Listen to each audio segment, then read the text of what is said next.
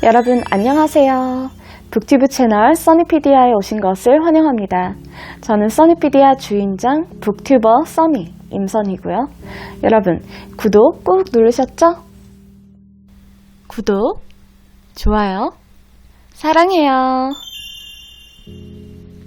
오늘 여러분과 함께 읽어볼 책은 쇼펜하우어의 논쟁적 토론술, 말싸움에서 반드시 이기는 38가지 방법입니다. 재밌겠죠? 타고난 싸움 딱이 아닌 이상 싸움 그 자체를 좋아하는 사람은 없는 것 같아요. 우리가 가끔씩 싸우게 되는 거는 싸움을 통해서 거기서 이김으로써 뭔가를 쟁취하기 위해서, 상대방을 이겨서 뭔가를 그로부터 얻기 위해서 수단적인 차원에서 이루어지는 거죠. 싸움이라는 것은. 손자병법에서도 이렇게 얘기를 하고 있죠. 싸우지 말고 이기는 것이 최선이다. 다만 어쩔 수 없이 싸우게 됐다면 반드시 이겨라. 이렇게 얘기를 하고 있죠. 싸움이라는 것은 이기기가 힘들죠. 왜냐하면 정말 솔로몬의 지혜를 시전해줄 판사가 존재하지 않는 이상 둘 모두 각자의 입장이 있기 때문에 그거를 내세우다 보면 뭔가 객관적인 팩트에 의해서가 아니라 자존심 싸움이 되고, 그러다 보면 둘 모두 그냥 상처만 입고 패배하는 거죠, 사실상. 경험적으로 생각해보면 우리가 상대방과 말싸움을 하면서 상대방을 이기고자 할 때 우리가 끌어다 쓰는 논거라든지 우리가 차용하는 논리, 이런 것들이 전부 다 팩트이거나 논리적으로 흠결이 없거나 이런 건 아니죠. 우리는 이기기 위해서 가끔씩은 거짓 정보도 끌어다 쓰고, 그리고 오류가 있는 논리도 막무가내로 우기죠. 우리가 왜 그럴까? 이 부분에 쇼펜하우어가 주목을 한 거예요. 쇼펜하우어는 이런 말싸움을 할 때 인간이 보이는 이런 태도, 잘못된 것을 맞다고 우기고, 그리고 자기 스스로도 자기를 기만하게 되는 이 멍청함, 아둔함, 그리고 간사함, 이런 것들을 통해서 인간의 본성을 추출해낸 거예요. 인간은 정말 어리석고 간사한 존재다 라는 점에 주목을 한 거죠. 이 말싸움이라는 행위 속에서. 논쟁적 토론술이란 정당한 방법은 물론이고 정당하지 못한 방법을 통해서라도 자신의 주장이 옳다는 것을 증명하는 논쟁 기술이다. 이 기술이 필요한 이유는 객관적으로 정당한 나의 주장도 우리 편은 물론이고 심지어 내 자신의 눈에도 옳지 않게 보일 수 있기 때문이다. 이를테면 상대방이 내 주장을 반박했는데 이것이 타당한 반박이라고 간주되는 경우가 있다. 이때 내가 이에 대해 다시 반증할 수 있는 증거들이 있을 수 있는데도 상황은 당연히 그에게 유리하게 역전된다. 즉 객관적으로 봤을 때 그의 주장이 옳지 않은데도 그는 토론에서 승리하게 된다. 그러므로 어떤 주장의 객관적 진실성과 논쟁자와 청중들이 인정하는 그 주장의 타당성은 전혀 별개의 것이다. 토론술은 물론 후자를 지향한다. 왜 이런 현상이 일어나는가? 그것은 바로 인간의 타고난 사악함 때문이다. 인간에게 이런 사악함이 없다면, 즉 인간이 근본적으로 정직하다면 모든 논쟁은 진실을 밝혀내는 것만을 목적으로 할 것이며 나와 상대방 중에 누구의 견해가 진리에 부합되는가 하는 문제는 전혀 중요하지 않을 것이다. 이것은 전혀 신경 쓸 필요가 없는 문제이거나 기껏 해봐야 아주 사소한 문제에 불과할 것이다. 하지만 이제는 이것이 제일 중요한 일이 됐다. 머리가 좋고 나쁨에 대해 특히 민감하게 반응하는 인간의 타고난 허영심은 우리가 처음 내세운 주장이 거짓으로 판명되고 상대방이 옳은 것으로 증명되는 것을 허용하고 싶어 하지 않는다. 따라서 논쟁과 토론에 임하는 우리들 각자는 오로지 올바른 판단을 내리기 위해 노력해야 할 것이고, 이를 위해 먼저 심사숙고한 다음 나중에 자신의 의견을 개진해야 할 것이다. 하지만 인간의 타고난 허영심에는 대부분 수다스러움과 솔직하지 못함까지 덧붙여져 있다. 그들은 신중하게 생각하지 않고서 말을 하고 나중에 자기 주장이 틀렸다는 것을 깨닫고 나서도 전혀 그렇지 않은 것처럼 보이려고 노력한다. 쇼펜하우어에 따르면 인간은 타고나기를 아둔하고 경솔하게 태어났다. 게다가 허영심과 허세까지 쩐다. 그렇기 때문에 절대로 상대방이 나보다 머리가 좋고 똑똑하고 지혜롭다는 것을 인정하고 싶지 않아 한다. 따라서 원래 토론이라는 것은 뭔가 대화의 주고받음, 생각의 공유를 통해서 진실에 한 걸음 더 가까이 다가가는 그런 행위여야 하는데 변질이 됐다는 거죠. 인간의 본성 때문에. 각자 자기가 잘났음을 입증하고 싶은 그런 인간의 간사한 본성 때문에 자기 주장이 맞고 틀리고에 상관없이 그거를 옳다는 거를 상대방에게 그 정당성을 입증하고자 하는 막무가내로 수단과 방법을 가리지 않고 자기 말이 맞다고 우기는 그런 행위로 변질됐다는 거죠.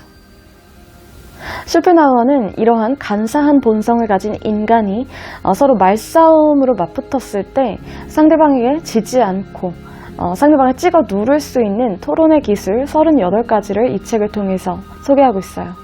이거는 정말 말싸움의 실전 기술이에요. 토론이라기보다는 논쟁보다는 진짜 말싸움에 가까운 것 같아요. 이런 기술들이 적용될 수 있는 그런 상황이. 쇼펜하우어는 이러한 토론의 기술을 머리로 하는 검술이라고 정의하고 있어요. 이게 무슨 뜻일까요? 검객 2명이 칼을 들고 싸우는 상황에서는 목숨이 위협받는 상황이죠, 서로에게. 이런 상황에서 중요한 것은 검객 중에 누가 더 실력자냐 혹은 누구의 검이 더 튼튼하고 질이 좋으냐, 이게 아니죠. 누가 더 빨리 상대방을 찔러서 쓰러뜨릴 수 있냐, 이게 중요한 상황이죠. 이런 말싸움의 상황에서도 마찬가지죠. 이제 더 이상 객관적인 잘잘못, 진실이나 팩트 따위는 중요하지 않죠. 중요한 건 누가 먼저 빠르게 상대방의 허점을, 급소를 공격해서 상대방을 쓰러뜨리느냐, 이게 중요한 상황이 되는 거예요. 이런 상황에서 이 쇼펜하우어가 얘기한 이 논쟁의 기술이 적용이 되는 거죠. 쇼펜하우어가 제시하고 있는 토론의 기술을 읽다 보면 정말 간사한 인간의 본성에 대해서 다시금 깨달으면서 환멸이 들기도 하고, 아니면 내 내면의 간사함을 깨닫게 되면서 얼굴이 화끈거리기도 하고, 하여간에 만감이 교차해요. 한마디로 되게 웃프죠. 왜냐면 웃기고도 슬퍼요. 되게 이 표현이 너무 적나라해서 와, 진짜 이렇게까지 해야 돼 싶으면서도 어쩔 수 없어요. 그게 우리가 사는 세상이니까. 인간은 어쩔 수 없이 간사하고 아둔하면서 경솔하고 또 멍청하면서 허세에 쩌는 그런 존재들인데, 어쩔 수 없이 우리는 그런 이들 속에서 섞여서 살아야 되죠. 그렇기 때문에 우리는 맞부딪힐 수밖에 없어요. 그런 생존 경쟁, 치열한 전투 속에서 우리는 살아남아야 하니까 우리는 살아남기 위해서 쇼펜하우어가 제시하고 있는 이러한 생존의 법칙을 연마할 필요가 있죠. 그래도 이 책을 찬찬히 곱씹어보다 보면 쇼펜하우어가 단순히 싸움닭을 양성하기 위해서 이 책을 쓴 것만은 아니라는 생각이 들기도 해요. 쇼펜하우어는 이러한 논쟁과 말싸움 과정에서 수도 없이 쏟아져 나오는 간계와 술책, 온갖 그 간사한 기만 책들을 우리가 빠르게 간파해서 그로부터 우리 자신을 지키고 그리고 상대방이 이길 수 있는 그런 테크닉을 전수해주고 있는 거죠.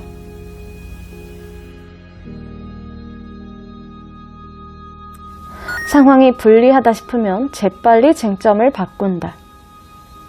상대방이 우리 주장을 물리칠 만한 논거를 손에 쥐었다는 낌새를 포착했을 경우 우리는 상대방이 자신의 논증을 끝까지 밀고 가도록 가만히 내버려둬서는 안 된다. 이 경우 우리는 적절한 때를 잡아 논쟁을 중단하거나 뛰어넘거나 아니면 논의를 다른 방향으로 돌려놔야 한다. 질 것 같으면 진지한 태도로 갑자기 딴소리를 한다. 논쟁 도중에 질 것 같다는 생각이 들면 재빨리 화제의 전환을 시도해야 한다. 다시 말해 그것이 논쟁의 본질적인 사안인 것처럼 또 상대방의 주장에 대한 반증인 것처럼 느닷없이 전혀 엉뚱한 이야기를 시작해야 한다. 전환된 화제가 지금까지 진행된 논쟁 내용과 연관된다면 화제의 전환은 겸손하면서도 조심스럽게 이루어지겠지만 전환된 화제가 논쟁 내용에 대해서는 전혀 언급하지 않고 오로지 논쟁 상대방하고만 연관될 때 화제의 전환은 매우 뻔뻔스럽게 이루어질 것이다. 진행 중인 논쟁의 쟁점으로부터 완전히 벗어나기 위해서는 매우 뻔뻔스럽게 화제의 전환을 시도해야만 한다. 이를테면 그것은 다음과 같이 시작해야 한다. 좋아요. 얼마 전에 이런 주장을 하시지 않았나요? 왜냐하면 화제의 전환은 일정 부분 객관성이 결여된 인신공격에 가까운 것이기 때문이다. 좀 더 자세히 말하자면 화제의 전환은 인신공격 그리고 논쟁 상대방과 연관된 논증 사이의 중간 단계다. 사람들 사이에서 벌어지고 있는 말싸움을 잘 살펴보면 우리 인간이 이 기술을 선천적으로 갖고 태어났음을 알 수 있다. 즉 어떤 사람이 상대방을 인신공격한다면 상대방은 이 인신공격에 대해 논리적으로 반박하는 것이 아니라 공격자를 상대로 또 다른 인신공격을 가한다. 이로 인해 그는 자기에게 가해진 인신공격에 대해 아무런 조치도 취하지 않음으로써 마치 이것을 시인하는 듯한 인상을 주게 된다. 그는 마치 이탈리아에 사는 카르타고인들이 아니라 아프리카에 사는 카르타고인들을 공격한 로마 장군 스피치오처럼 화제의 전환을 시도한 것이다. 전쟁에서 이루어지는 이런 방향 전환은 때때로 유익할 수도 있을 것이다. 하지만 말싸움에서 이것은 그리 좋은 방법은 아니다. 왜냐하면 상대로부터 받은 비난을 그대로 내버려 둠으로써 청중이 양쪽 논쟁자들에 대한 나쁜 이야기를 모두 다 알아버리게 되기 때문이다. 논쟁에서는 이 화제 전환의 기술은 부득이한 경우에만 사용해야 한다. 반론할 게 없으면 무슨 소린지 못 알아듣겠다고 말한다.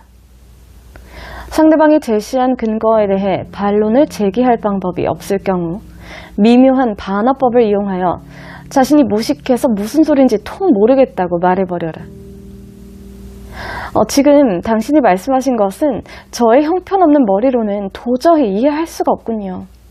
당신 말씀이 맞는 것 같긴 한데 저는 도무지 알아들을 수가 없습니다.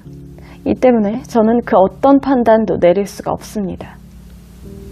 이렇게 말함으로써 우리는 청중들에게 상대방의 한 말이 모두 허튼 소리라고 중상모략할 수 있다. 칸트의 순수 이성 비판이 출판됐을 때, 아니 이 책이 높은 명성을 누리기 시작할 무렵 고루한 철학 교수들은 무슨 소리인지 하나도 모르겠다라고 말했다. 그리고 그것은 이것으로 이 책이 주장하는 내용들을 모두 물리친 것으로 간주했다. 하지만 칸트를 따르는 몇몇 젊은 철학자들이 이 고루한 교수들이 털어놨던 것처럼 그들이 실제로 칸트 철학을 하나도 이해하지 못했다는 사실을 입증했을 때 이 교수들은 매우 씁쓸한 기분을 느껴야만 했다. 이 기술은 우리가 청중들로부터 상대와는 비교도 안 될 정도로 존경을 많이 받고 있다는 확신이 설 경우에만 사용해야 한다. 이를테면 교수 대 학생의 관계 같은 경우다. 이 기술은 합당한 근거 대신에 자신의 권위를 악의적으로 이용한다. 이에 대한 반격은 다음과 같이 해야 한다. 무슨 말씀을 하는 겁니까? 당신의 탁월한 통찰력에 비춰봤을 때 당신이 제 말을 이해하는 것은 그리 어려운 일이 아닐 텐데요. 모두 제가 설명을 잘못 드린 탓이겠죠. 이렇게 하면 상대방은 이 사안에서 벗어나지 못하게 되고 싫든 좋든 간에 이것을 이해해야 하는 상황에 처하게 된다. 이로써 그가 애당초 이것을 실제로 이해하지 못했다는 사실이 분명하게 드러나게 된다. 이로써 상황은 다시 역전된다. 즉 상대방이 우리 주장을 말도 되지 않는 소리라고 매도하려고 했지만 우리는 그가 우리 주장을 전혀 이해하지 못했다는 사실을 증명해 보였다. 이론상으로는 맞지만 실제로는 틀리다고 억지를 쓴다. 그것은 이론상으로는 맞는데요. 실제로는 틀립니다. 이와 같은 궤변을 통해서 우리는 상대방 주장의 근거는 인정하면서도 그 결과에 대해서는 부정할 수 있다. 이것은 논리적 추론은 당연히 근거로부터 결과로 이어져야 한다는 규칙과는 모순이다. 이런 우리의 주장은 논리적으로는 불가능하다. 왜냐하면 이론상으로 옳은 것은 실제로도 올바른 것이어야 하기 때문이다. 이것이 맞지 않다면 그 이론의 어딘가에 오류가 있든지 아니면 무언가가 간과되거나 고려되지 않았기 때문이다. 따라서 그것은 이론상으로도 틀린 것이다. 불합리한 주장을 증명하기 힘들면 아리송한 명제를 던진다. 우리가 불합리한 주장을 할 때 이것을 증명할 길이 막연할 때가 있다. 이 경우 우리는 상대에게 올바르긴 하지만 한눈에 쉽게 그것이 올바르다는 것을 알 수 없는 주장을 해서 상대로 하여금 그것을 받아들이거나 거부하게끔 선택하게 해야 한다. 이때 물론 우리는 상대방의 선택을 근거로 하여 우리의 주장을 증명하려는 듯한 인상을 그에게 줘야 한다. 상대가 의심을 품고 그것을 거부할 경우 우리는 그의 선택이 불합리하다는 것을 증명해 보이고 아주 쉽게 승리를 거둘 수 있다.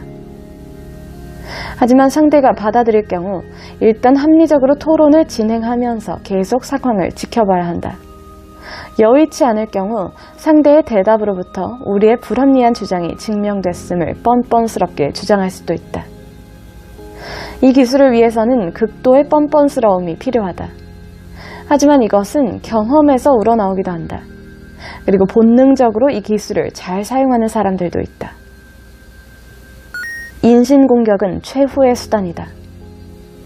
상대방이 워낙 탁월한 사람이라서 우리가 도저히 이길 수 없다는 생각이 들면 인신공격이나 모욕, 그리고 무례한 행동으로 공격을 해야 한다. 인신공격의 핵심은 논쟁의 내용을 떠나서 수단과 방법을 가리지 않고 논쟁 상대와 그의 인격에 대해 공격하는 데 있다.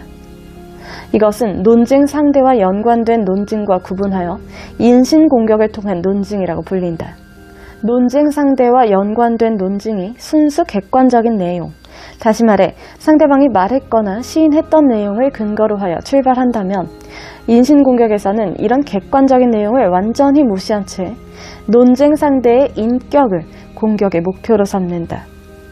즉 논쟁 상대에게 악의적인 독설을 퍼부음으로써 그의 마음에 상처를 주거나 거친 말을 사용하여 그의 인격을 모욕해야 한다. 이것은 이성적인 능력에 호소하기보다는 육체적인 능력과 야수성에 호소하는 기술이다.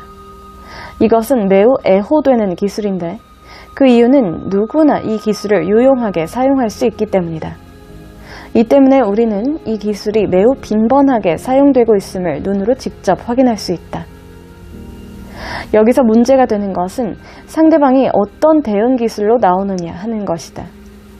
왜냐하면 그가 우리가 사용한 것과 동일한 기술로 맞서면 멱살잡이나 결투 아니면 명예훼손으로 인한 소송이 일어날 수 있기 때문이다. 내가 먼저 상대방을 인신공격하지 않으면 그만 아니냐고 생각한다면 그것은 오산이다. 왜냐하면 논쟁에서 승리하는 대부분의 경우에서 알 수 있듯이 상대의 부당함, 즉 상대가 잘못 생각하고 잘못 판단했다는 점을 침착하게 보여주는 것이 거칠고 모욕적인 말을 내뱉는 것보다 훨씬 더 상대를 화나게 할 수 있기 때문이다. 전혀 의도하지 않았음에도 불구하고 우리는 왜 이처럼 상대를 화나게 만드는 걸까? 영국의 철학자 홉스는 시민론에서 그 이유를 다음과 같이 밝히고 있다. 인간이 진정한 기쁨을 느낄 수 있는 것은 다른 사람과 비교해 자신이 훨씬 더 우월하다고 생각하기 때문이다. 즉 인간에게 있어서 이 허영심을 만족시키는 것보다 더 큰 기쁨은 없으며 이 허영심의 상처가 나는 것보다 더 아픈 것은 없다. 이런 허영심의 충족은 주로 자신을 다른 사람들과 비교함으로써 성취된다. 이것은 모든 인간관계에서 일어날 수 있지만 주로 지적인 능력과 연관해서 생긴다. 문제는 이 지적인 능력이 논쟁 시에 매우 강력한 영향력을 미치면서 활동하게 된다는 것이다. 그러므로 토론에서 진 사람은 비록 그가 부당하게 진 것이 아니라고 해도 심한 분노를 느끼게 된다. 이 때문에 그는 최후의 수단으로 이 기술을 꺼내게 된다. 그러므로 우리가 예의를 갖춰서 정정당당하게 나간다고 해서 이 인신공격 기술을 피할 수 있는 것은 아니다. 하지만 이때에도 냉정함을 잃지 않는 것이 우리에게 유리하다. 다시 말해 상대가 인신공격을 하자마자 우리는 조용히 그것은 토론 내용과 아무 상관없는 이야기라고 대답하고 곧바로 토론의 쟁점으로 되돌아와서 그의 주장이 부당함을 계속 증명해야 한다. 이때 중요한 것은 상대방의 모욕을 완전히 무시해버리는 것이다. 이것은 마치 테미스토클레스가 요리비아데스에게 다음과 같이 말했던 것과 흡사한 경우다. 나를 때리시오. 하지만 내 말 좀 들어보시오. 그러나 누구나 이렇게 할 수 있는 것은 아니다. 그러므로 이에 대응하기 위한 유일한 수단은 아리스토텔레스가 토피카의 마지막 장에서 설명한 방법뿐이다. 즉 닥치는 대로 암호하거나 논쟁을 벌여서는 안 되며 자신이 잘 알고 있고 결코 이치에 맞지 않는 주장을 하지 않으며 어쩔 수 없이 그랬을 경우에는 매우 스스로 창피하게 여길 만큼 충분히 이성적인 사람들하고만 토론을 해야 한다. 그리고 권위로 내리누르지 않고 근거를 가지고 논쟁을 벌이며 상대방의 합리적인 근거에 대해서는 귀를 기울이고 그것에 동의할 수 있는 사람, 진리를 높이 평가하고 상대방의 입에서 나온 것이라 할지라도 정당한 근거에 대해서는 기꺼이 받아들이는 공평무사한 사람, 마지막으로 상대방의 주장이 진리라는 판단이 서면 기꺼이 자기 주장의 부당함을 인정하는 고통을 참을 수 있는 사람하고만 토론을 벌여야 한다. 여기서부터 나오는 결론은 우리와 토론을 벌일 만한 가치가 있는 사람은 100명 중에 단 한 명도 안 된다는 것이다. 나머지 사람들에 대해서는 그들이 하고 싶은 말을 하도록 그냥 내버려둬도 된다. 왜냐하면 무식하다는 것은 인간의 권리이기 때문이다. 그리고 볼테르가 한 말을 명심해야 한다. 평화가 진리보다 더 값진 것이다. 그리고 아랍의 속담에는 다음과 같은 말도 있다. 침묵의 나무에는 평화의 열매가 맺힌다. 물론 논쟁은 두 사람의 머리가 마찰을 빚음으로써 이루어지는 행위로서 상호 간에 유용한 측면도 있다. 다시 말해 우리는 논쟁을 통해 자기 생각을 교정할 수도 있고 새로운 견해를 만들어낼 수도 있다.